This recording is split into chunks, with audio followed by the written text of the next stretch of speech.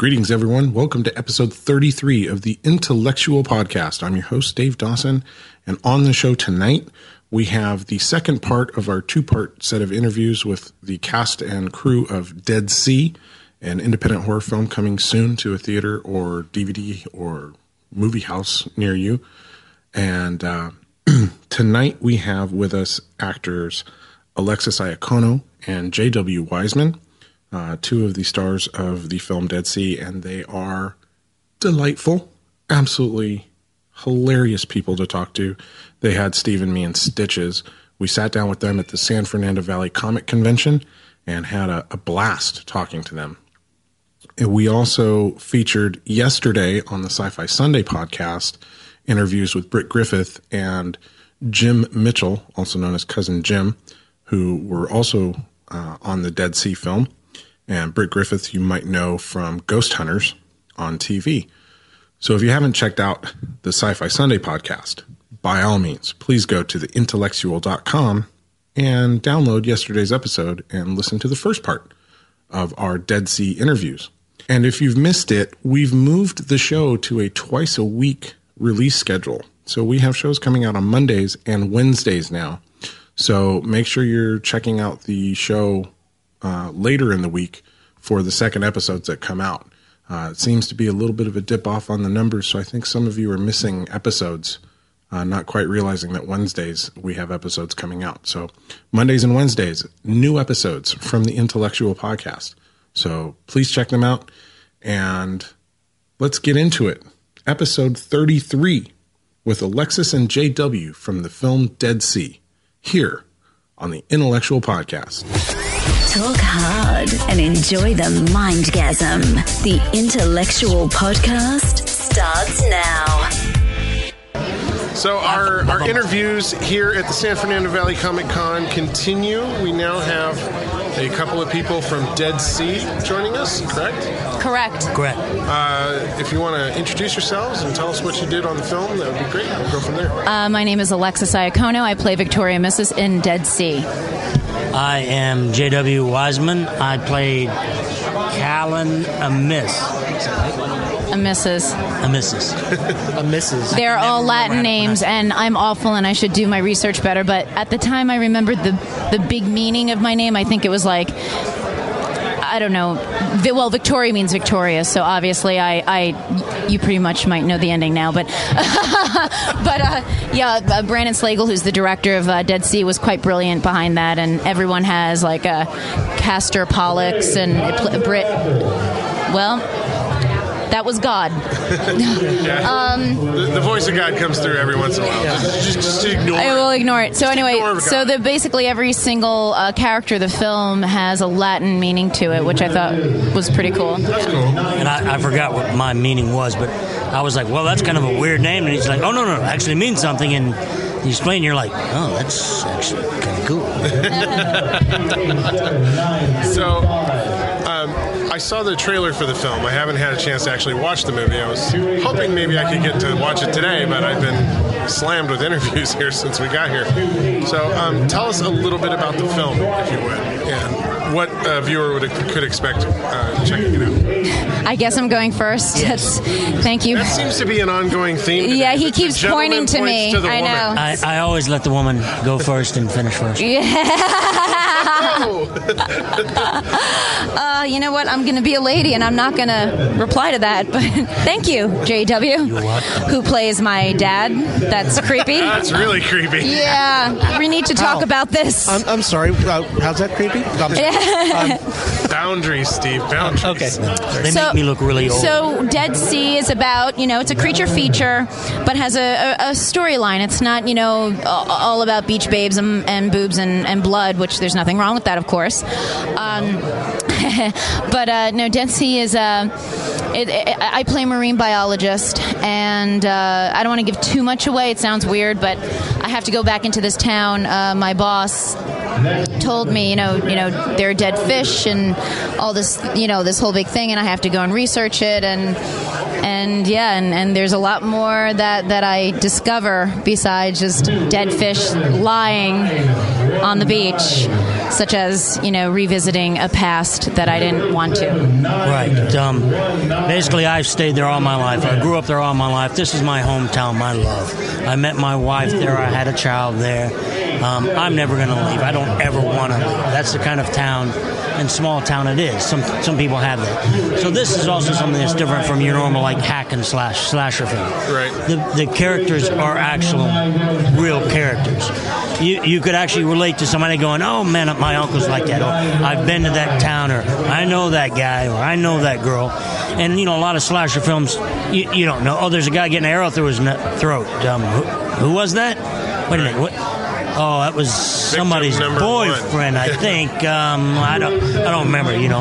So even the smaller characters in the film are characters. They're actual, somebody that you can relate to on a real level, on something more than just a subpar level. It's actually intellectual, and you can actually, if you put this out like an old-fashioned radio show, you could listen to the script, and you could listen to the actors, and it would make sense. You would understand the movie.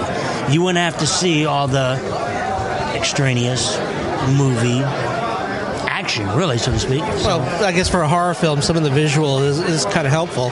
Right, and that's the thing is this horror film doesn't rely on just the visual monster. He wanted this to be more. So you add the additional, the added suspense of not being able to see the monster itself. Yes. Oh, you do see it. Oh, you do see it. You do see it. But, it's not something up front and out there all the time. So it's not like the Blob where, there's a blob and then you run away and look, there's the blob again and run away. In the end, Jaws worked because you didn't see the shark. Because they couldn't get Bruce to work right. Right. Yeah. Couldn't get it to work right. And we sort of, ran along the same lines. When you're working with something that is a larger monster that you want to look real, you don't want to look fake and gimmicky and crappy. And they didn't want to use, a green screen fake monster. He wanted something that looked and felt tangible to not only the people in the show, but the people watching. Gotcha. Where did you shoot the film? All over. Yeah, we did obviously the water shots, Big Bear, and also Arizona, and not Dead Sea. Where did we? Salton Sea. Salton Sea. They did a lot of the desert scenes there, and especially the war scenes too. It's really some really cool war scenes in there with James Duval. Oh, cool. Yeah. And that lake out there is... Yeah, he's in it. Real. He's quite good at... I shouldn't say that like we're shocked. He's a very talented actor, but actually he's quite good. Surprised. Really? No. He's showed it up and phoned it in. right. No, he's really. The whole scene, the whole war scene is really very good, and he added to it. That's cool. That's really cool. How did you guys come to the film? Well, I have a bit of a long story. I met Devaney Pinn on the Penny Dreadful Picture Show with Sid Haig and Jeffrey Combs, and we were trailer mates. And we bonded immediately, 2 guineas from New York, and we knew. I tell this story, and I'm beating like dead horse. Devaney knows it, but it's true. How come you're not hairy if you're a guinea? It's true because it's either going to be hit or miss when you put two of us in. I'm a hairy Jew from New Jersey. So. Oh, are you? No wonder I like you. Yes. All right. I got waxed in the Philippines, so. Long story short, we hit it off beautifully, and Devaney's like, when you get to LA, because at the time I was living in New York, I live in LA now. She said, let's work together. And I said, okay, so I'm really cutting it short. She cast me as the Black Dahlia in the Black Dahlia Haunting. We did this, this hard, very low budget film. We did it for fun. Brandon's a serious guy, so it's not like we slopped it together like we did. We made sure we did well for the budget that we had. Right. Went to cons with it, and next thing you know, we're on the back of the buses in LA, and we're in Redbox. Cut to, people like Dahlia so much because of Britt, and Britt, from Ghost Hunters, and we have a bit of a following because of him, thankfully, and we all have a little bit of a following. Me, I have my parents, but otherwise everyone else has a pretty big following. So then that led to Dead Sea. We wound up getting some funding for that, and Brandon approached me and said, I have a role for you.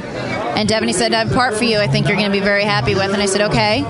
And I said, is my face going to get slashed in this one? Because Dahlia is a true story, and you really get to see it. Oh, nice. Yeah. So I read the script, and I was so excited because I read it, and automatically, not to feed information into people's minds. People are gonna judge the film however they want, but it's a bit of Jaws, it's a bit of Indiana Jones. Well, very little Indiana Jones. I'd like to say it's Indiana Jones. Very much That's how that you way. see yourself. That's how I would like to see myself. But yes, any time in a Spielberg film, I'll step in line. But no, that's like a mixture of. I'm sorry, you know what? I take that back. It wasn't Indiana Jones. It was more like Jurassic Park and Jaws and all that stuff. So So once I read the script, I was like, count me in. Indiana Jones. I actually, when I was 10, I was Indiana Jones, and I have a picture that I came across right before I left. I packed and I saw a Polaroid, and I was like, yeah, I was that girl. Okay. All my friends were princesses and ballerinas. I was Indiana Jones. Bam, right? Yeah, is that cool? Right. Yes, yeah, I awesome. thought I was cool. Absolutely. I have a lot of access to whips. Yeah. A lot of whips. And growing up in New York City, No real probably. whips. The creep factor's going up. Once again, real whips. Once again, he plays my dad in the film. No real whips. I've been lucky enough to be great friends with somebody who I consider family. That's Anthony DeLongis, who trained Harrison Ford, Nice. and Michelle Pfeiffer, and I get to go up there and play all the time with a lot of whips. Ooh. Normally you got to pay extra for that kind of action. She was just dirty. That's just terrible. I'm just trying to take some innocent pictures on my iPhone. I don't know what you're talking about. So, how did you come to this? I forgot who it was. Somebody, the person who was playing my part, couldn't make it. Mel called me, who's working on the show and production side, and said, well, she actually told Britt and Brendan, I got somebody I think that could do the role. And called me up and said, what are you doing today? And this weekend? And I said, nothing right now. I'm done for the day. Why? You want to go to Big Bear? And I'm like, sure. Okay, you're going to be working on a film. Oh, okay. That's not quite what I expected. Yeah. So, but yeah, and then she goes, okay, we're sending somebody to come get you. And I was like, all right. She's like, it's a really, really good script. You'll like it. I was like, oh, okay. So I did it as a favor. And I'm just going to cut to, because the person that was going to be in the film, it just didn't work out. Very last minute. So Devaney pulled me to the side. It was afternoon, day of, and she's like, we have a replacement for the actor. And she's like, yeah. She's like, okay, so it's just, ease into him nicely. And I said, I know. And people have this this idea of me, like I'm automatically this, I judge. I really don't. Like, we all do. You either know someone or you don't immediately. You're going to know if someone's a dick or a fake or a nice person immediately. Right. But I think I show it a little bit more, and I have no time for the bullshit. So Devaney's just like... It's your East Coast upbringing. It is. Yeah. It is. It's either, it's that good Mamet saying, without Pacino, it's fuck or walk, Yes. So it was a Pacino? No, Alec Baldwin. It's fuck or walk. One of them said it. Anyway. Either way it works. And I go by that. I'm sorry. It's true, and what's funny is a lot of people think, like, Texas, totally different. But that's why I've been to New York twice, and that's why I loved it. Because they were just like us. No bullshit. Bullshit walks. Yeah. Tell me what you want. I don't have time for the rest of this crap. What do you want? Don't tell me the story. Just give me the fact. Yeah. Absolutely. Yeah. So Devaney's like, he's going to be playing your father, so just sit with him and go over the lines. And I'm like, yes, Mom. My goodness, I'm not... For the love of Pete. So long story short, I sat down. It was late at night. He walked in late at night, and I kid you not, I wasn't being dramatic or anything. But as soon as he walked in, Devaney pointed to him like, "That's your dad." And as soon as he walked in, I looked at him and I said, "Bam!" I knew automatically we were going to hit it off. I knew it immediately. He sat down. We don't have the camera rolling. He sat. Yeah, you don't want to know what he's doing. Yeah, I didn't want to. He sat down with me and he's like, "Hi, I'm JW. You must be Alexis." I said, "Yeah." He's like, "You know your lines?" I said, "Yeah, you know your lines." He's like, "All right, see you in the morning," and that was it. And like we went on set, hardly rehearsal, and we just banged right through it. That's awesome. Like a director's dream. Yeah. Yeah, we banged right through it. Had a lot of fun. Yeah, we had a great fun on this set. That's awesome. And you're here at the convention screening the film. Well, this is a test screening. We didn't know what type of a con this was. Apparently, Devaney approached. I think Sam, the ComCom approached Devaney, and Devaney and Brandon and Britt are right now. They're just wrapping Manson, which oddly enough, I was the casting associate on this. What? Cookies. I want some cookies. They're all on roller skates. They're all on roller skates. Is just a little bit strange. Selling cookies. I think they're a roller derby team. So anyway, gotta love Comic Cons. I know. So long story short, Devaney's like, listen, can you sort of take over this a little bit? We're doing Manson. I said, sure. And we didn't know anything too much about it, and we're all doing our thing. We're like, all right, we'll just show up. So we decided to utilize this as more of a test screening. A major premiere will probably be in LA, and we have another con that's we're very excited about that we're going to be heading to in June, but we cannot announce it just yet. And then it's going to be in Netflix in the summer. Excellent. Cool. Oh yeah, no, it's going to be. It's going to be everywhere. We're very excited. So this is basically our first little con, our first. Well, how does it feel to know that people are watching it? Like, you guys have put all this time into making it, right? So. Well, I had to do some ADR, so I got to see some stuff. Uh-huh. But I'm weird. I don't like to sound like that typical actor, but I guess I sort of am. The first time there's a screening that I'm in, it's not that I judge. It's just, I don't know. I become Cindy from the Brady Bunch when that red light goes on and she's about to be, it's like deer in headlights. It's like I see myself on camera and I'm like, I'm sorry, why am I doing this for a living? Like, what? Like, am I insane? I should just be like Yeah, we are. Who decided to put this fat, pasty face on camera? So he's talking about himself, people, not me. I myself do not have a fat. No, I'm kidding. Well, you're both gorgeous. No, thank you're you. not my type, sir. Look at this hair. Come on. I'm just talking about myself. Although he does have really good hair, doesn't he? Yes. Yeah, he should be Italian. Yeah. I am blessed. Yeah. I'm just lucky. Oh, hey, hello. Say look, I am. Well, we just shattered a picture frame. Oh, that sucks. That's the thing about a Comic-Con. Like, it doesn't matter if it's a small con or a big con, it's just crazy. Yeah. It's... Anything goes at a comic convention. Yeah. Absolutely. Yeah, I don't know. I think brings out the wrong element when it comes to everything. I don't like necessarily. I'd rather see it small, like me, and have one other person that I know go, Jesus, dude, what were you thinking? Yeah. Than me sitting there in my own head saying, Jesus, what were you thinking? See, I'm kind of the other way. Like, I love watching myself. I love listening to myself, but I rely on my idiot friends to tell me I'm looking or sounding like an asshole. I usually do as well, but it's not like the real pornos. When wait a minute, are you talking about something different? No, I'm sorry. We just dear. went on to a tangent here. This is. It always goes back to sex. I don't like watching myself. I'm sorry. Okay, no, I do. Not that there's anything wrong with it. Nothing. All right. I forgot. I'm in a room full of wolves. That's fine by me. Listen to you say that word over and over. It is kind of cool, though. Yeah, actually. Can I get a copy of this later? Sure. Thank Wow. Okay, creepy just kicked in for all. It's not. I love the fact that everyone's like creepy and they're all staring at me. I'm not. JW is just. It's not fair. I'm just glad that I'm not the only creepy one in the room now. Yeah, it wouldn't. It'd be okay. But you're Jewish from New Jersey and you're creepy. Yes. Yeah. Yes. I took him to the Philippines with me in February. We got him waxed. Oh. Wait a minute. Are you keep saying that? Is that really true? Yes. Did you really? Yeah. Why? Oh, you guys kept. Why would you do that? Oh my God! Did you have like the Paul Rudd Mano lantern? What? I'm sorry. Was it the Paul? No, Steve Carell Nano Lantern. Yeah, I'm thinking Paul Rudd. Yeah, 40-year-old. We videotaped it, We actually. videotaped the whole thing. It's going to be on our network eventually. Yeah, the little girl that was doing it.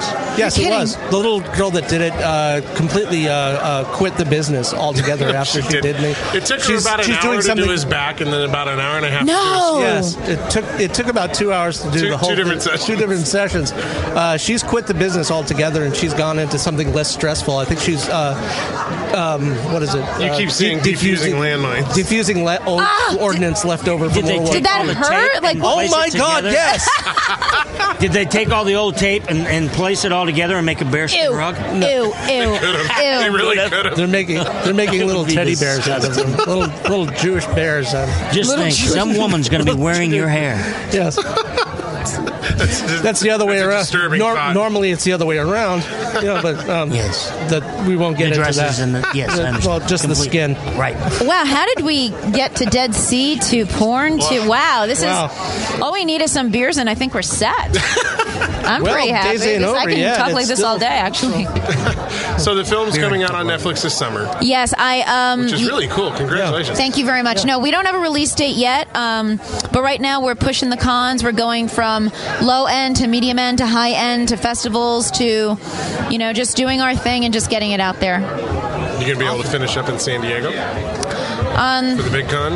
Because that's our town. I would really wish we had Tequila 100 on my on a video game circuit. I kind of maybe could, but I wish we had a better contact there. That would be fantastic. We would love to do it because everyone and their mother would love to go there. And it is hard as a vendor and as a just to get in. I did the New York Javits ComCon, which was pretty amazing, but no, that San Diego would be ideal, of course. Oh, yeah. It's the holy grail of all. It is the holy grail, and some other ones that are holy grails too. Which one of the holy grails got a hold of us, so we're doing that. Really good. Yeah, it's not so much the sci-fi; it's more the horror side of things. So which is kind of big. So we're kind of excited. No, that's fantastic. But yes, San Diego, we're pushing for all that, and we're trying, and we'll see. Good. And we'll see. What do you guys have coming up next? What are your next projects? Well, as of right now, I'm auditioning like crazy. Like I said, I was the casting director for Manson, but also I'm a contributing writer for Fangoria magazine. Really? So if you get the, I think it's the issue 332, the April issue, I had the really great opportunity and chance to interview Cody Blue Snyder, and that's Dee Snyder from Twisted Sister. Mm-hmm. That's Dee Snyder's son. Wow. And he is a horror film director. He's a young guy. And my friend, who is a producer, Jennifer Katchler, contacted me actually a year ago. And she's like, would you like to write, I want to screen it. And it's called Fool's Day. It's a short film. It has to do with these kids that accidentally kill their teacher. And I have to tell you, hysterical. Well done. I'm not saying it because my friend produces it, and I would be perfectly honest with you and say if it was cheesy or this is that, and it was. I get that. You get that, right? Yeah. I'm pretty much a truth. No bullshit. I think no it's bullshit. How this whole podcast started, right? No, I don't think. Pretty much. I don't think you would gloss over anything. So, cut to, I pitched it to the lovely Chris Alexander from Fangoria, and he said do it, and I interviewed him, and it was supposed to be an October issue, but things got pushed like everything else. Like I tell people, I realize because writing kind of fell into my lap, I said, I realize getting published into a magazine is sort of like a movie. Like you'll say, oh yeah, we start at April, meanwhile we really start in December. Mm-hmm. So cut to April issue. It's called Fool's Day, and I am the writer of the article, and I'm very proud of it because on the cover is the beautiful Scarlett Johansson, who has her film coming out. Nice. Awesome. Yeah. Nice. So beautiful, talented, and a writer. It's trifecta. Sure. Trifecta. Yeah. I'll take it. Okay. Thank you. What about you, sir? What do you got coming up? I just did a music video for some young band that's out of New York, actually. Oh. And I don't know why, but I'm blanking on their name now. Because you're on the spot. Yeah. Second you walk away from here, you're going to go, oh yeah, damn it. It was Sean. I remember the guy's name. Sean, Paul, and... The Apostles? Really? Yeah. Oh, no, Sean wasn't an apostle. Sean. You worked with Jesus? Now he's really lost. Those weren't the apostles. Those were like the apostles. The apostles? Sean. The apostles. You had Sean. Listen, I live here. There's no way in hell I'm going to start sounding like that. Are you nuts? Oh, yeah. The first time I said dude, I nearly washed my mouth out. Actually, really? Yeah. I'm a little ashamed. I caught myself saying dude, and I'm like, oh no. I know. I catch him every once in a while when he calls me Chief. I just can't stand that. Chief is okay. That's a bit East Coast. I mean, no, I'm not big on it. I get it. Like, I know why you don't like it, but when a girl says dude, I said that a few days ago, and I'm like, I'd rather say a curse word. Yeah. Like in front of my grandmother. In front of my grandmother, and I think I'd make her proud. She'd probably say, bitch, dude, what the fuck is your problem? Yeah, she'll get over that quick because it's something about dude when you come here to California. It's ridiculous. You don't even realize you do it. A friend of mine from Montana, we moved here the exact same time. 3 years after we were here, we were having a conversation on how stupid people were. So all they said was dude. But yet we were saying dude the entire time. I didn't realize it. We're like, dude, did you hear that guy? He just kept saying dude. It's like ridiculous. I know, dude. Well, I didn't watch The Big Lebowski for like 20 years until after it came out because I couldn't stand We're the idiots now. We're the ones that are constantly saying dude. Yeah. But now it's just one of those words where you go, dude. Yeah. You adapt to where you end up. Yeah. And that's just what it is. Dude. Yeah, you got to fit in. Right. So I can't remember the guy's names, but I did a music video for him. I played another old man and ran around. It's going to be a lot of fun. And then I'm trying to get on a mini-series from a History Channel. It's called Texas Rising. Mm-hmm. It's about the Texas Rangers, and they're shooting back in my hometown of Texas and Mexico. And I'm trying to get on that desperately. They just greenlit it on the 13th. Just, where are you from in Texas? Near Houston, southwest, a little town called Cypress. Okay. Yeah, which is huge. I had an uncle now. who lived in Houston. I went to college at Baylor. Oh, nice. I spent some time in Texas. Yeah. I like that. I like the people. I really like the people in Texas. I always tell people, if you want to acclimate yourself gently into Texas, you move to Austin. Yeah, Austin's a cool town. Austin's the greatest. But everybody thinks Texas is just flat. And they're like, well, I drove through Texas and there's nothing there. And it's like, well, of course there's nothing there. That's why we put the road there. You gotta get off we put the road interstate there so you could drive straight and not stop, you moron.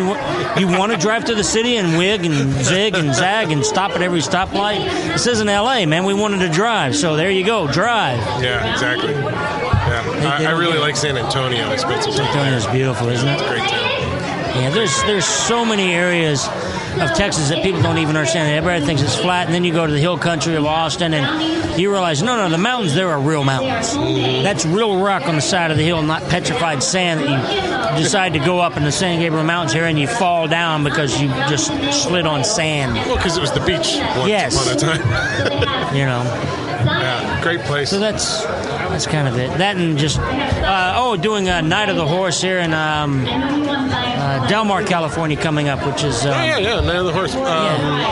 Steve Lewandowski, who was a guest on my show about a month ago, he's been one of the announcers there off and on for about 20 years. Yeah, so me and Anthony DeLongis and his crew, we're doing a whole act. We're doing some sword work, lance work, whip work, all off of horses. And some on the ground, but all off of horses and riding around the arena doing whole cavalry routines. And that's great. Del Mar's right in our backyard, so we'll have to come out and see you. Yeah, come out there. It should be a lot of fun. There's going to be a lot of other things there, too, so it should be cool. Yeah, Night of the Horse, big deal. Yeah. That's cool. Well, congratulations on the film. Thank you. And we will keep an eye out for everything you guys have coming up. Yes, Dead Sea. Be sure to let us know what's going on with you. Yeah. We'll back on and talk about what's going on. Well, real quick, Britt Griffith, Devaney Penn, and Brandon Slagle put this production company together called Micro Bay Features. And Micro Bay basically means micro budgeting, and that's what we've been doing. But we're getting funding, and the movies are, getting better and better and better by the minute. Like I said, they're in post with Manson, the House of Manson, and I want to watch the movie, right? We're getting ready to I'm very high, and this is Britt. Say hi. We're on a podcast. A podcast?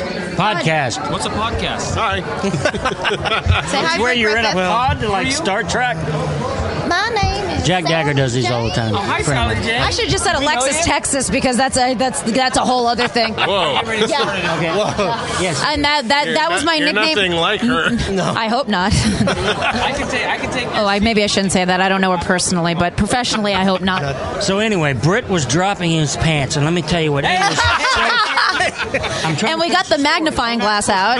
Whoa! Oh, I'm sorry, Britt. I'm sorry. Because he was not hairy. I'm sorry. I know. I'm sorry. That's He's not so hairy, not you know. true. That area because I shave. That's why we had to get the mic. You shave, he waxes, everything's good. So. You know the ghosts know the truth. So why don't you ask them? The Apple lady?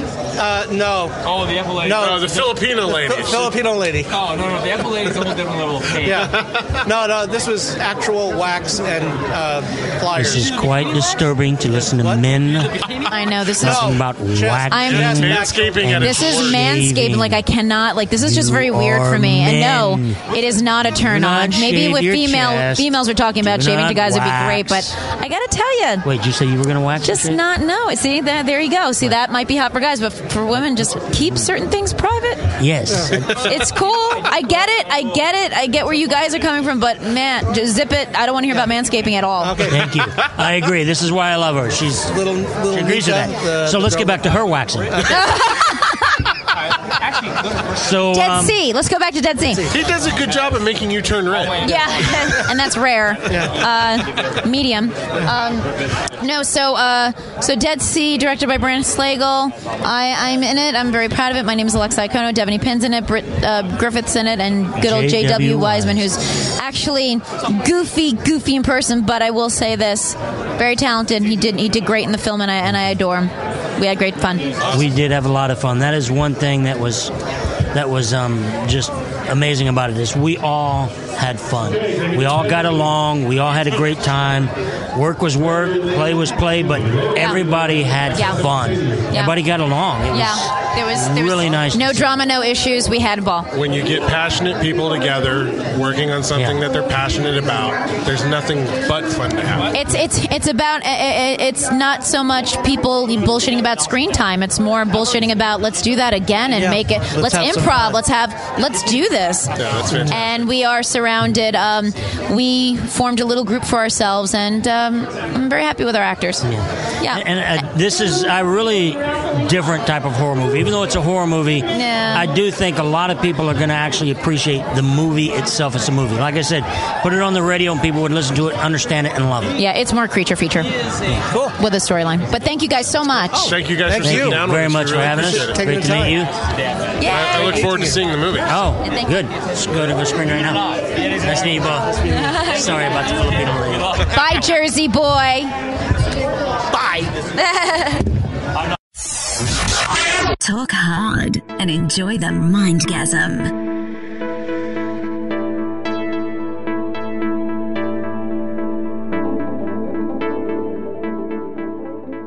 This episode of the Intellectual Podcast has been brought to you by Audible.com. Audible.com has over 100,000 titles for you to download and listen to on your iPad, iPhone, Android, or really any mobile MP3 device that you might have. So if you're into audiobooks and you are looking for the absolute best, show your support for the intellectual by signing up for an Audible trial at audibletrial.com/TIN. That's audibletrial.com/TIN.